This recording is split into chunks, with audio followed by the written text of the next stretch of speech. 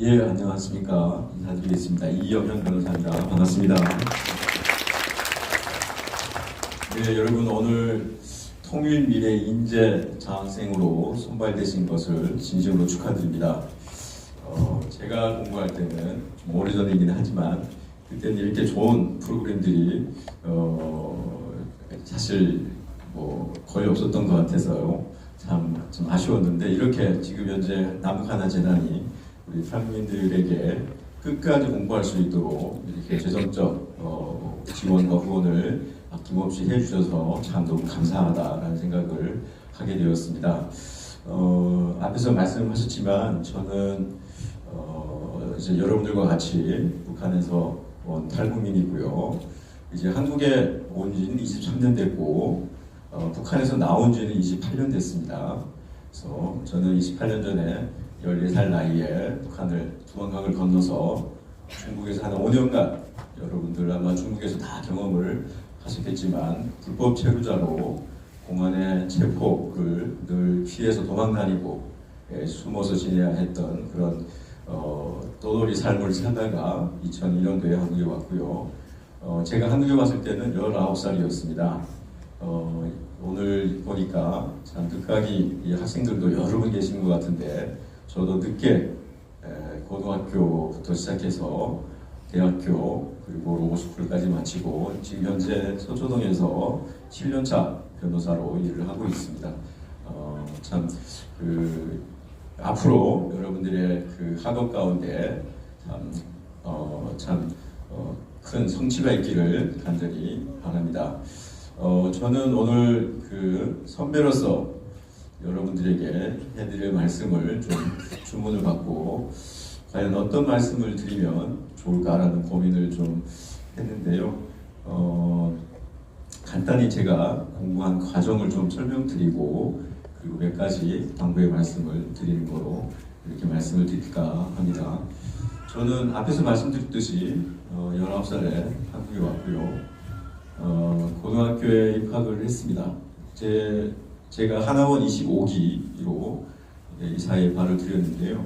당시에 저랑 비슷한 또래 하나원 친구들은 대부분 사회에 나가서 일을 하거나 돈을 벌여야 되겠다라는 생각으로 다들 이제 사회에 발을 들였는데요. 저는 정말 미지의 땅, 낯선 대한민국에 왔기 때문에 참 뭔가 배워야 되지 않을까라는 생각을 하고 고등학교에 입학을 했습니다. 고등학교에서 참 공부를 하는데 참 처음에는 참 기쁘고 가슴 뛰는 나날들을 보내고 했었는데요. 아시다시피 한국에서 학업 과정을 따라가는 건 정말 쉽지는 않았습니다. 북한에서도 거의 공부를 못했고 중국에서 5년간 학업 공백기의 시간들을 보냈기 때문에 늦은 나이에 그것도 아무것도 모르는 까만 눈에 가까운 그 학생이 한국의 고등학교 과정을 따라간다는 건 정말 쉽진 않았습니다. 그렇지만 사실 중국에서 그 5년간 체류하면서 정말 공부하고 싶었습니다. 북한에서도 못했던 공부 그리고 제가 중국에서 막노동을 좀 하면서 잘하는데 제 또래 친구들이 그 학교 다니고 학교에서 공부하는 모습들을 보면서 정말 부러웠거든요. 그래서 한국에 가면 공부를 열심히 해야 되겠다라는 생각을 하고 한국에 왔는데 참 한국에서 공부하는 과정이 어렵더라도 포기하고 않았습니다. 그래서 끝까지 고등학교 과정을 마쳐야 되겠다라는 생각을 하고 하루에 3시간, 4시간 자면서 열심히 공부를 했습니다. 그리고 저는 고등학교에서 저의 꿈을 발견했습니다. 사실 북한에서 참 어렵게 다들 살아오셨지만 수많은 북한 주민들이 인권 침해당하고 또 해외 중국이나 동남아 등 지역에서 인권 침해나 인권 탄압을 당하는 것들을 보면서 우리 탈북민들, 북한 주민들의 인권을 개선하는 그런 법조인이 되어야 되겠다라는 꿈을 고등학교에 가지게 되었고요. 그 꿈을 꾸고 고등학교를 졸업하고 연세대학교에 법관대학에 입학을 했습니다. 하지만 그 한국에서 법조인 되는 길은 그렇게 호락호락하지는 않았습니다. 대학교 때 삭발을 하고 산속에 들어가서 사법고시에 도전한 적도 있었고, 그리고 수업 시간에 선생님께서, 교수님께서 하는 질문에 제대로 답도 못해서 한 100명 정도 수강하는 대형 강의실에서 교수님께서 저에게 핀잔을 주시고, 그리고 저에게 반성문을 써오라는 말도 안 되는 그 말씀도 하셔서 정말 반성문도 써서 교수님께 드리는 그런 경험도 있었는데요. 참 대학교, 법과대학을 마치는 과정도 정말 쉽진 않았습니다. 그럼에도 불구하고 법조인이 되겠다, 북한 인권 개선을 위한 변호사가 되겠다라는 꿈 하나는 포기할 수가 없었습니다. 그래서 다시 로스쿨 공부를 해서 또 로스쿨에 입학을 했고요. 로스쿨이라는 과정은 여러분 아시겠지만 3년이라는 과정을 이제 구성이 되는데요. 로스쿨 과정도 정말 치열하고, 그리고 로스쿨 졸업하고 난 이후도 또 변호사 시험에 통과를 해야 되는데 그 과정도 참 쉽지는 않습니다. 대학교에서 열심히 공부했던 것처럼 로스쿨에서도 정말 죽기 살기로 공부했습니다. 그렇지만 3년의 과정을 3년 안에 졸업하지 못했습니다. 유급을 당하고 4년 만에 정말 감사하게 졸업을 했고, 졸업하고 난 이후에도 변호사 시험을 계속 떨어졌습니다. 한국에서는 변호사가 되려면 5년, 로스쿨을 졸업하고 5년 안에 5번의 시험을 볼 수 있는 기회가 있는데 그 안에 합격을 해야만 한국에서 변호사가 될 수 있습니다. 그런데 변호사 시험에 계속 도전했지만 떨어졌습니다. 여러분 몇 번째 시험에 합격했을까요? 5번. 알고 오신 것 같은데, 예, 맞습니다. 참 1년에 한 번 있는 시험이거든요. 예, 정말 최선을 다해서 밤잠을 줄여가면서 밥 먹는 시간까지 아까워서 늘 밥 먹으러 갈 때는 뛰어다니고, 밥 먹으러 가서도 볼펜과 백지 하나를 들고 밥 먹으러 가서 식사가 나오기 전까지는 공부한 것들을 늘 메모를 하고 정리하면서 밥이 나오면 한 2, 3분 안에 불을 묻고 또다시 공부하러 뛰어가는 그런 삶을 살았습니다. 아침에 일어날 때부터 저의 핸드폰 알람은 합격이었습니다.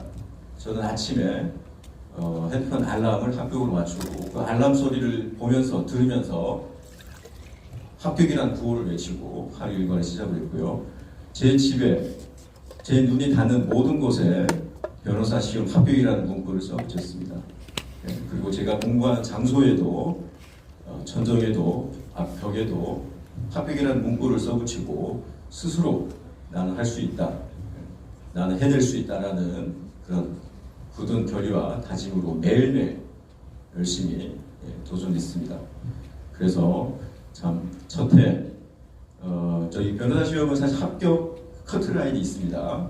근데 제가 첫해 시험을 봤는데 커트라인에서 거의 꼴찌였습니다. 거의 맨 밑에 있는 최하위 점수였습니다. 그래서 그 정도 되면 저랑 같이 변호사 시험 준비했던 분들도 다들 포기하시거든요. 한 거의 200점 차이가 났습니다.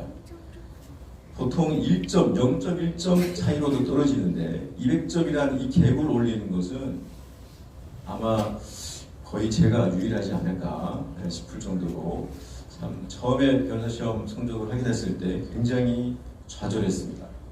그렇지만 해보자, 한번 시작했으니 끝까지 도전해보자 라고 시험 공부를 계속했는데요. 점차 1년이 지나고 2년이 지나니까 성적이 오르더라고요.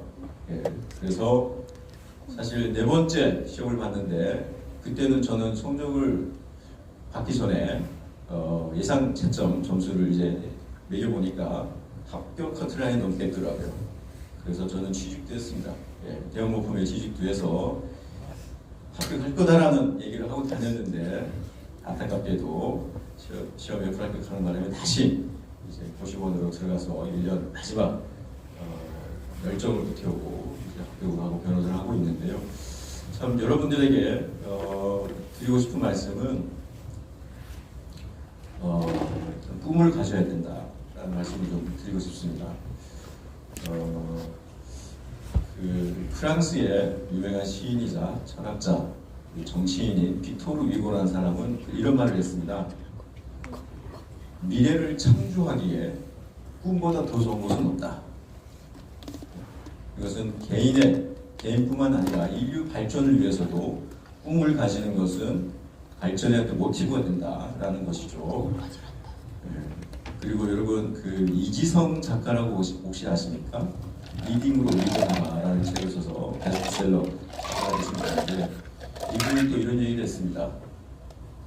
우리가 인생의 벼랑 끝에서조차 절대로 포기하지 말아야 될 것은 오직 하나. 뭘까요, 여러분? 네, 꿈이어야 한다라고 얘기했습니다. 꿈을 꾸기조차 참 어려우신 분들이 많습니다. 네. 꿈은 나에게 사치야. 내가 지금 나이가 성인이 돼서 한국에 왔고 그동안 공부도 제대로 못했고 경제적으로 공부할 수 있는 여건도 안 되고 가정도 돌봐야 되고 여러 가지 어려운 환경들이 다 있을 겁니다. 그렇지만 저는 꿈을 꿔야 된다고 말씀드리고 싶습니다. 꿈은 우리 인생의 등대가 되고요, 목적지가 됩니다. 꿈이 있기 때문에 그동안 우리 인류가 발전을 해왔고 저 또한 변호사의 꿈을 꿀 수 있었기 때문에 이 자리까지 올 수 있었습니다.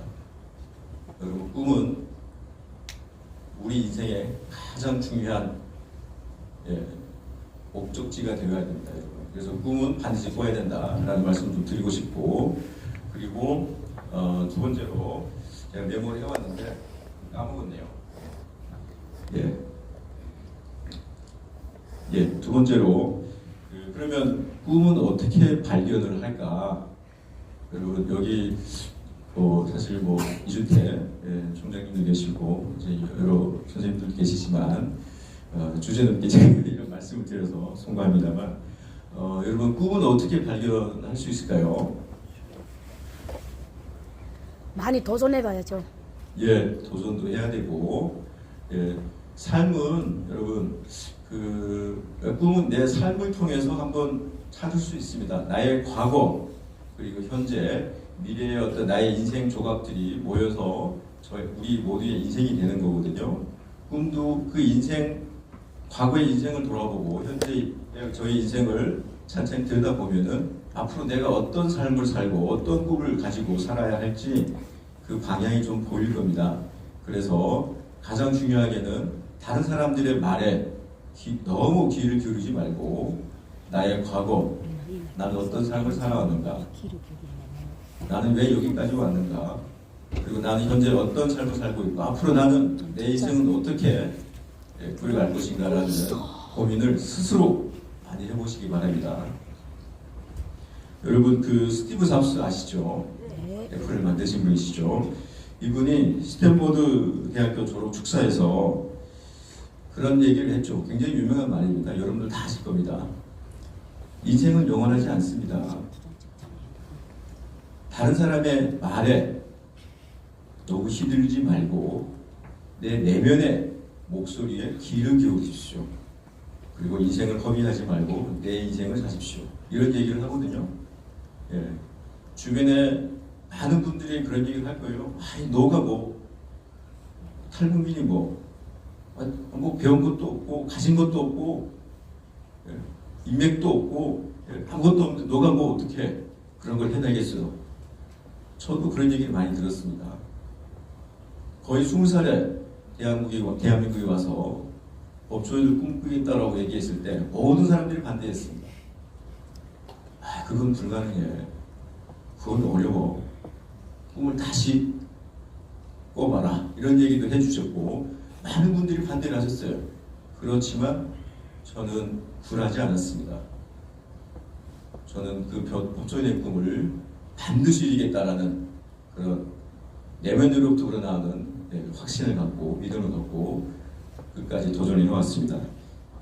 그래서 여러분 다른 사람들의 말에 너무 휘둘리지 마시고 너무 상처받지 마시고 또 너무 고민하지 마십시오. 가장 중요한 것은 나와 내 내면에 있는 목소리에 귀를 기울이고 내가 원하는 그 꿈을 향해서 도전하시기를 바라겠습니다. 그리고 다음으로 긍정적인 사고를 좀 했으면 좋겠습니다. 여러분 인도의 마하트마 간디 여러분 다 아시죠? 유명하신 분이시죠? 이분은 이런 말을 했습니다. 생각을 긍정적으로 해라. 생각이 말이 되기 때문이다. 그리고 말을 긍정적으로 해라. 말이 행동이 되기 때문이다. 그리고 행동을 긍정적으로 해라. 행동이 습관이 되기 때문이다. 그 습관을 긍정적으로 해라. 습관이 인생의 가치관이 되고 인생을 결정하기 때문이다. 라고 얘기했습니다. 여러분, 제 주변에 보면 저도 이제 많은 탈북민들과 소통하고 교류하고 있지만 참 긍정적인 사고, 긍정적인 생각보다 부정적인 생각을 하시는 분들이 너무 많습니다. 네. 그리고 나는 안 될 거야. 내가 이렇게 나이 많게 이렇게 경험도 없고 아무 준비도 없이 한국에 왔는데 내가 뭐 성공을 하겠어? 내가 무슨 꿈을 꾸겠어? 내가 무슨 공부를 하겠어? 내가 무슨 돈을 많이 벌겠어? 이런 부정적인 생각을 먼저 하시고 포기하시고 하시는 분들이 너무 많더라고요. 여러분 생각부터 바꾸셔야 됩니다. 생각을 바꾸면 인생이 바뀝니다. 그래서 여러분 늘 긍정적인 사고를 가지고 하루하루 삶을 사셨으면 좋겠고 여러분들 생각하고 믿는 대로 여러분들의 인생이 만들어질 것이다. 저는 그렇게 말씀드리고 싶습니다. 자, 그리고 끝까지 포기하지 마라. 앞에서 이주태 총장님께서 말씀하셨지만 중꺾마, 중요한 것은 꺾이지 않는 마음이다. 여러분 참 한국 사회가 참 굉장히 치열한 자유경쟁 사회이죠. 저희 탈북민들은 아무런 준비도 없이 한국 사회에 떨어졌습니다. 어떤 기자는 여러분 다 아시는 유명한 기자는 그분은 탈북민을 산에서 내려온 타잔이라고 표현했습니다. 저희는 정말 아무 준비도 없이 대한민국에 왔어요. 이제부터 시작입니다. 이제부터 도전하고 넘어지면 또 다시 일어나서 도전하고 끝까지 도전해야 됩니다. 여러분 물은 여러분 몇 도에서 끓죠? 또요. 네? 또요. 100도. 예. 물은 100도에서 끓습니다, 여러분. 물을 끓이다가 99도에 포기하면 물이 끓일 수가 없잖아요. 여러분 끝까지 꿈을 이루고 내가 원하는 삶을 살 수 있을 때까지 여러분 끝까지 여러분의 도전, 여러분들의 노력을 멈추지 말아야 합니다. 여러분 그 영국의 처칠 총리 아시죠, 여러분? 예, 유명하신 분이시죠. 이분이 옥스퍼드 대학교 졸업 축사에서 굉장히 유명한 말을 했습니다, 여러분. Never, never, never give up. 포기하지 마세요. 포기하지 마세요. 절대로 포기하지 마세요.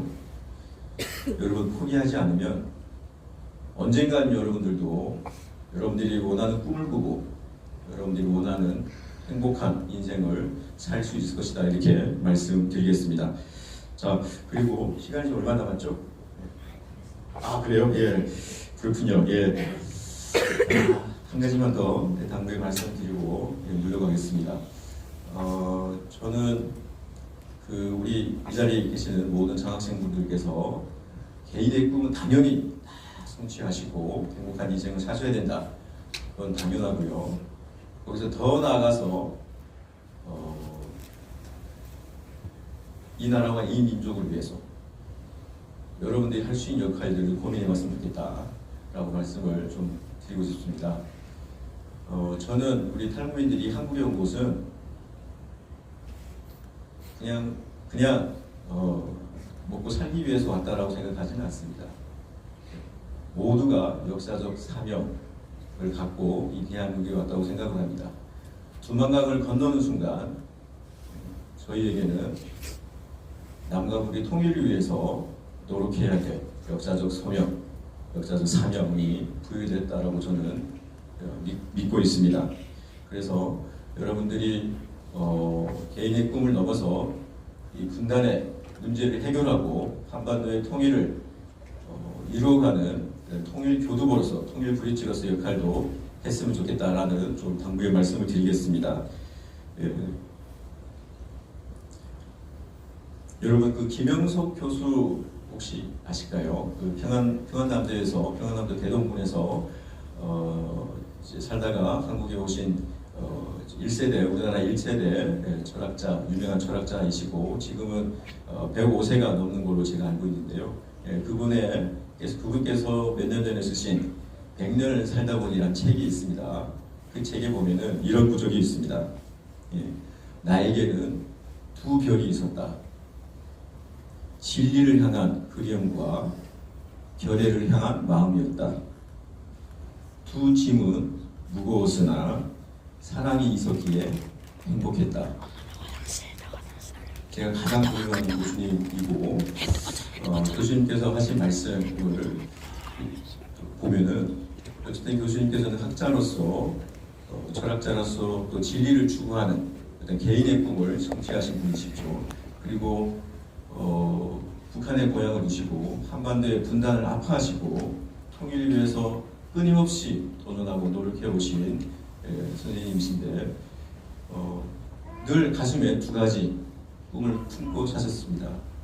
저는 그래서 저희들도 교수님과 같이 개인의 꿈을 넘어서 우리 한민족의 꿈도 우리 가슴 마음 가운데 품고 살아야 된다라는 말씀을 드리고 저희 부족한 말씀을 마치겠습니다. 고맙습니다.